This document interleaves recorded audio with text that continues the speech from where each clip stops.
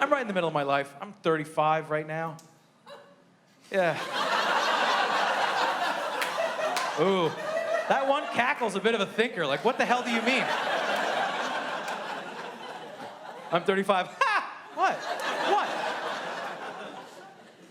What? Is the Gap Kids jacket throwing you off? Like, you're like, you can't be 35. It's from their junior businessman collection. Oh. I go to work just like Daddy.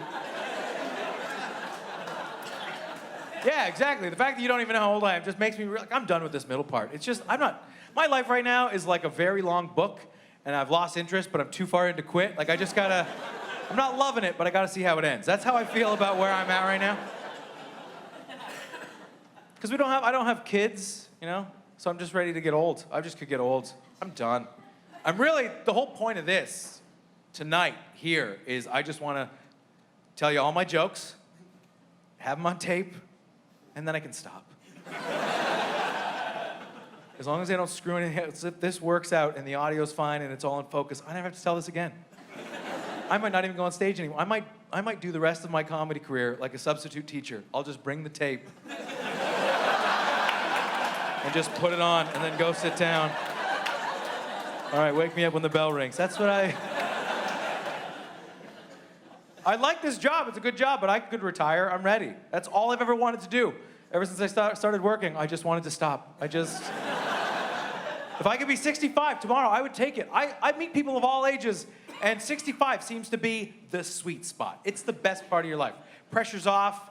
No one's asking you when you're going to start a family. Like, there's no any of that. 65. Every day of your life after the age of 65, you feel the way the rest of us only get to feel Friday at the office when we get back from lunch.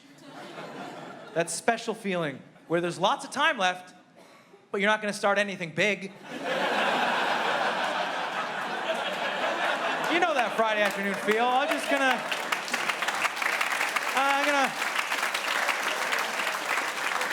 Maybe I'll walk around, see what other people are doing, and maybe tidy up a drawer. That's all I'm trying to get out of life right now. It's the best part of your life. I've seen too many things that prove that to me. Like, if you don't believe me, there's proof in the world. Go to a casino. If you want to see older people tearing it up, and you want if you're a true crime fan, you want proof, go to a casino, go to the Lost and Found. And there is something there that will change the way you feel about getting older, and I'll spoil it in advance. It's a box of canes. No, extrapolate what I'm telling you. There is a box of canes at every casino in the Lost and Found because there are senior citizens there having so much fun, they forget they can't walk sometimes.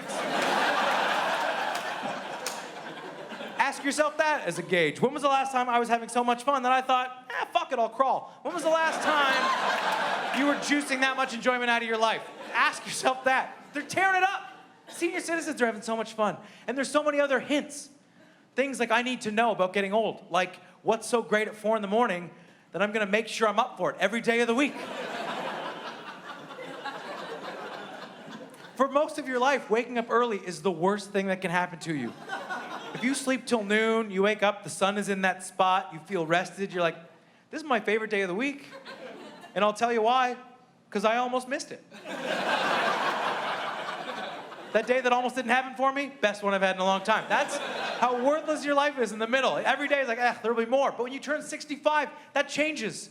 Your kids are gone, your job is done. You jump out of bed an hour and a half before the sun comes up every day for the rest of your life, and you think to yourself, I've got nothing to do today, and I am going to get started.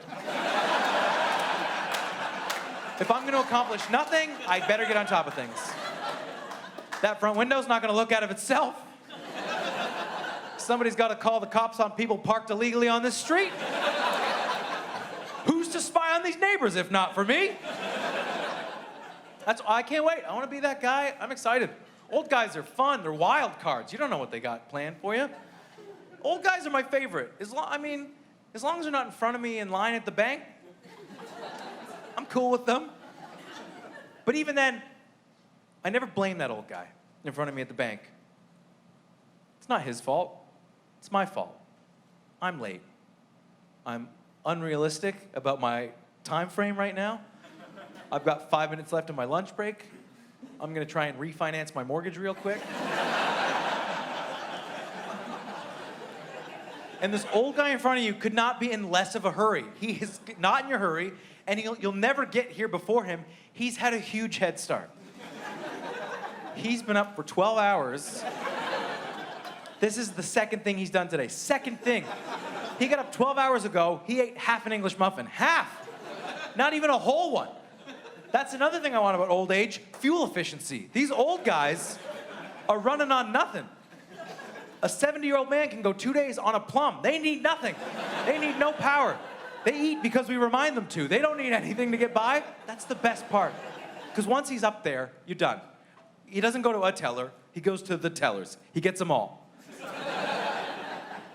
Worst combo is you get the old guy and you get the old lady at the other teller, and she has other limitations to her banking. She's not going to be fast either, but it's because she doesn't know what her bank card looks like.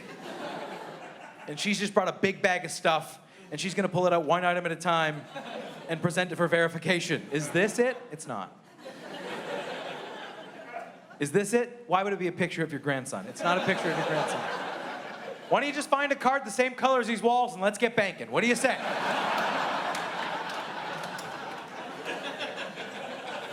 She'll get out of there as soon as she can. She just goes to the teller because she's just there to take out $10 like she gets every week. She takes out $10, and the machine's only spitting out 20s, and she's not a Rockefeller, so she wants $10. She'll be on her way. Now the old guy is running all the tellers like a panel show. What's your name? Oh, you're cute. What do you think of the weather? Do you know my grandson? Like, they just keep them all going. No hurry, no card in the hand ready to go like most people do. All right, let's get right to it. None of that. Taking his time, he's gonna small talk. And you're like, why don't you just bank first? That's all I would want to ask. Just bank first, and if there's time, have a little chat. You can even chat while I'm banking. I'll bank, you can chat next to me. Bank first. And I found out that's not a possibility because sometimes they're not sure if they're there to do any banking. That's how casual, do you understand what I'm saying? How much spare time do you have that you're like, maybe I'll pop into the bank, see what's happening there? You don't. You don't have that time. He's not here to open a checking account or pay any bills or discuss his tax-free savings options. He's here to say hello to everybody and to tell them what this building was before it was the bank. Yeah. Well, the Shriners had it till 75, and then they sold it back to the city. We don't care. We don't care. I do now. I didn't when I was a kid. When you're like 10, 15, your dad's trying to impart that stuff onto you. When he's driving you, one morning to hockey, and he's like, when I was a kid, see this neighborhood over here? That was all field. And when you're like 12, you're like, wow, who gives a shit? If you go back far enough, it was all field. That's how time works. But now, I want to tell people what stuff used to be. I can't wait to be like, hey, kid, that was when I was a kid, that was a Blockbuster. Blockbuster. Oh, you don't know what Blockbuster is? Okay, well, sit down. Gramps is gonna tell you about Blockbuster.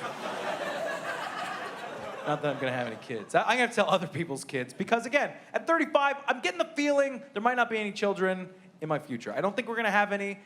My girlfriend and I have discussed it. I think we've ultimately decided my parents can't afford it right now. I think we're gonna wait till they're ready, if anything. Plus, I don't think I want my own kids. I don't think I want my kids. I have no problem with you having kids, have kids. I just don't like this enough to continue the product line. I'm not impressed enough with my own physique to get this back out on the market. If you don't like your own body, why would you give it as a gift to anybody else? I've never understood that. My body's like a 2-star hotel room. It's good enough for me. I don't recommend it to other people. Get yourself somewhere nicer. Plus, we sort of went the other way, and I think most people would consider this a stepping stone, but for us, it's not. We just decided to get dogs. I'm a dog owner. That's my whole life. And it is both amazing and horrible all at the same time. And when I say dog, I have dogs. Dog people always tell you, oh, you having a problem with your dog? Because we got one dog, and then we had problems with it, behaviorally. And people said, oh, you know what you gotta do? You gotta get a second dog. Oh, yeah? Most people are like, should I get my kids a dog? We're deciding, should we get our dog a dog? They're like, yeah, 2 dogs. It's like, it's easier. It's like having no dogs. How does that work? That is not checked out yet. If you think your kid won't walk your dog's not gonna walk your other dog. It won't work. When has a tornado ever been stopped by another tornado? That's not how destruction works. You don't double up on the thing that's ruining your house. That's not how destruction works.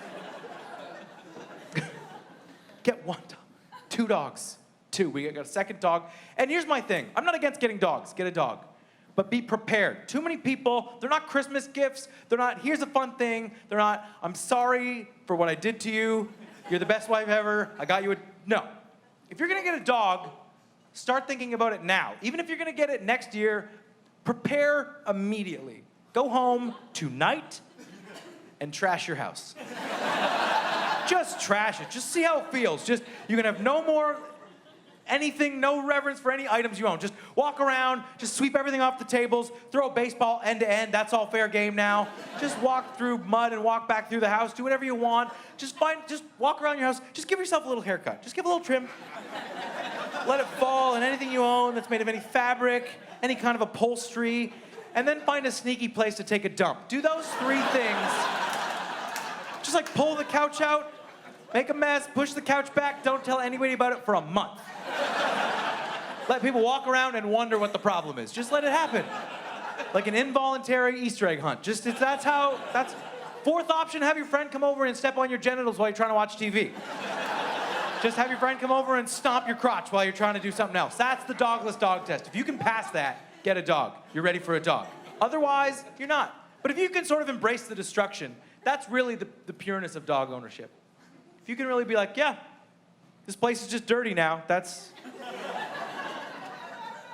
Being a dog owner is not unlike being the parents of a young child. You just have to stop caring after a while. There's a zen to be like, all right, the plague is here somewhere. You know what it's like. New baby, new dog, first week, if something icky happens, you're scrubbing up to the elbows with hot soapy water like an OR nurse. Week 3, you're just like picking up turds and throwing them into the garbage can from across the room. Don't even wash your hands, you go right back to your sandwich, no breaks. You're like, who's got the time?